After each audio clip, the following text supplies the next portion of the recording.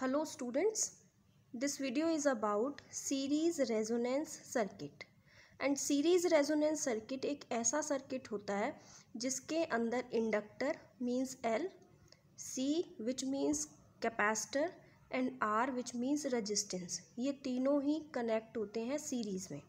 And जब ये तीनों सर्किट के अंदर सीरीज़ में कनेक्ट होते हैं तब इसके अंदर मैक्सिमम करंट फ्लो होता है एक पर्टिकुलर फ्रीक्वेंसी पे, और उसी फ्रीक्वेंसी को हम बोलते हैं रेजोनेंस फ्रीक्वेंसी, और कह सकते हैं हम उस सर्किट को रेजोनेंस सीरीज सर्किट। और जिस फ्रीक्वेंसी पे करंट की वैल्यू मैक्सिमम होती है उस फ्रीक्वेंसी को हम बोलते हैं resonance frequency. So the value of current decrease करेगी both for lower and higher frequency. जैसा कि आप जानते हो कि करंट का, पीक करंट का इम्पीडेंस के साथ जो रिलेशन है that is I naught is equals to E naught upon में जेड। ये हम पहले एलसी सर्किट में भी पढ़ चुके हैं और उससे पहले इम्पीडेंस और हमने पीक वैल्यू ऑफ करंट पढ़ा है, वहाँ पे भी हम इन चीज़ों को पढ़ चुके हैं। ये रिलेशन वहाँ से आया है। आपने एक टॉपिक पढ़ा होगा when L C R connected in series, तब हमारे पास करंट की वैल्यू क्या थी। सो जेड इज़ इम्पीडेंस जिसकी वैल्यू होती है root R square means resistance का square plus X L minus X C का whole square. Here X L is the inductive reactance and X C is the capacitive reactance. अगर ये दोनों की वैल्यू बराबर हो जाए, क्योंकि आप यहाँ देख सकते हो डिफरेंस है और डिफरेंस है, अगर ये दोनों बराबर हो जाएंगे तो ये वैल्यू कैंसिल आउट हो जाएगी। अगर ये दोनों की वैल्यू बराबर हो जाए, जैसे कि आप जानते हो एक्स एल की वैल्यू होती है 2 पाई न्यू एल और एक्स सी की वैल्यू होती है 1/2 पाई न्यू सी। न्यू यहाँ पे दोनों में फ्रीक्वेंसी है, सो मैं इस फ्रीक्वेंसी जब क्रॉस मल्टीप्लाई करूँगी तो ये फ्रीक्वेंसी इधर हो जाएगी और ये 2 पाई नीचे आके 2 2 जा 4 एंड 4 पाई स्क्वायर इंटू में सी एल, ये वैल्यू आ जाएगी।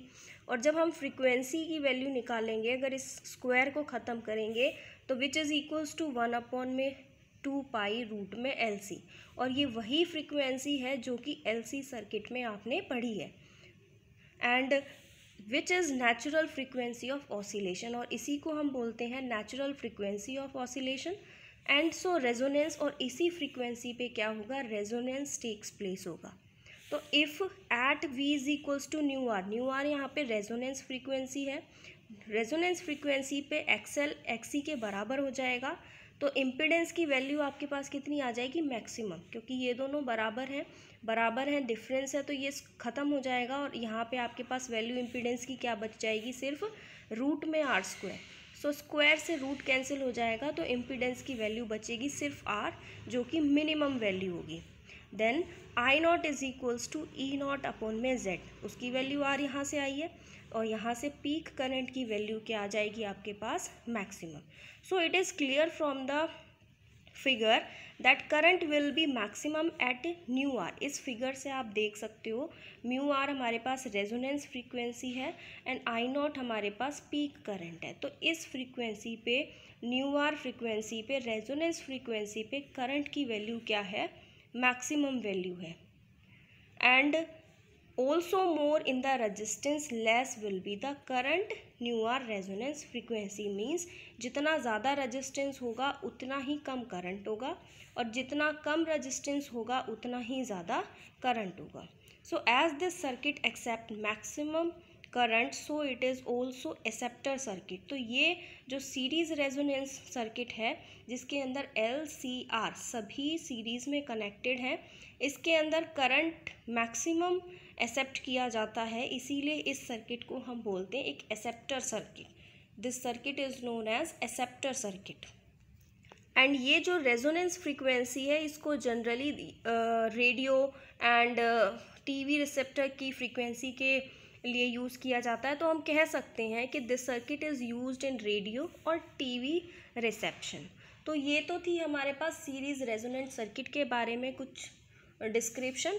Now let we discuss about quality factor, और जिसको हम बोलते हैं Q factor. Quality factor you know that जितनी ज़्यादा फ्रीक्वेंसी होगी उतनी ही ज़्यादा क्वालिटी आपको नज़र आएगी। आपने कभी देखा भी होगा कि जब टीवी के सिग्नल्स आते हैं, अगर हम कोई डिश टीवी लगवाते हैं तो जब उसके सिग्नल्स अच्छे होते हैं तो उसमें इस तरीके से बॉक्स में दिखाया जाता है कि इसकी क्वालिटी इंक्रीज़ हो रही है। So quality factor determines the quality of the signals. It is sharpness of tuning at resonance, और ट्यूनिंग को शार्प करता है रेजोनेंस फ्रीक्वेंसी पे। इसको Q से डिनोट करते हैं। एंड मैथमेटिकली अगर हम इसका फॉर्मूला लिखें तो वोल्टेज ड्रॉप अक्रॉस L और C अपॉन में वोल्टेज ड्रॉप अक्रॉस R, और लिमिट होती है एट रेजोनेंस फ्रीक्वेंसी पे। इस क्वालिटी फैक्टर को हम मेज़र करते हैं।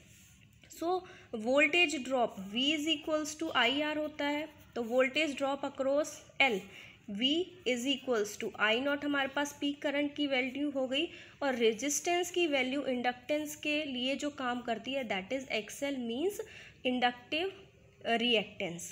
सो हमारे पास यहाँ फॉर्मूला आ गया क्वालिटी फैक्टर का, that is Q is equals to I naught XL upon में आई नॉट R, और C के अक्रॉस अगर हम देखते हैं तो आई नॉट XC अपॉन में I naught R at resonance frequency. और अगर यहाँ से आई नॉट से आई नॉट दोनों ही फॉर्मूले में कैंसिल आउट हो जाए तो क्वालिटी फैक्टर की वैल्यू हमारे पास है X is equals to XL upon में R और XC अपॉन में R at resonance frequency. So XL की वैल्यू आप जानते हो that is 2 pi nu RL होती है। न्यू आर हमारे पास यहाँ पे रेजोनेंस फ्रीक्वेंसी है, जो कि हमने इसमें लिमिट लगा रखी है कि फ्रीक्वेंसी इज इक्वल्स टू क्या होनी चाहिए क्वालिटी फैक्टर में, रेजोनेंस फ्रीक्वेंसी के बराबर।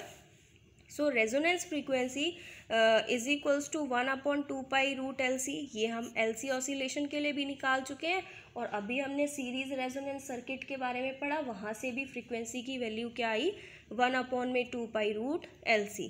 तो जब हम इस वैल्यू को, फ्रीक्वेंसी की वैल्यू को इस इक्वेशन में पुट करेंगे, इस फॉर्मूले में पुट करेंगे, then we have 2 pi L upon में R, और इसकी वैल्यू को जब हमने पुट किया 1/2 पाई रूट LC, तो 2 पाई से 2 पाई कैंसिल आउट हो गया, और क्वालिटी फैक्टर की जो हमारे पास वैल्यू आई दैट इज़ 1/में R रूट में L अपॉन में C।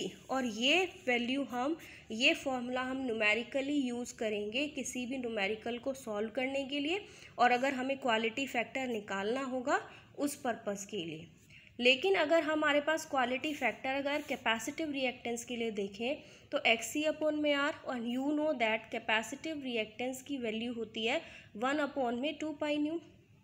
New is the resonance frequency, तो मैं यहाँ इस न्यू को रिप्लेस कर दूँगी न्यू R से, और जब इस इक्वेशन में XC की वैल्यू हम पुट करेंगे then we have 1/R 2 pi new R into में C, and you know that new R की value that is resonance frequency की वैल्यू होती है 1/2 पाई रूट में LC।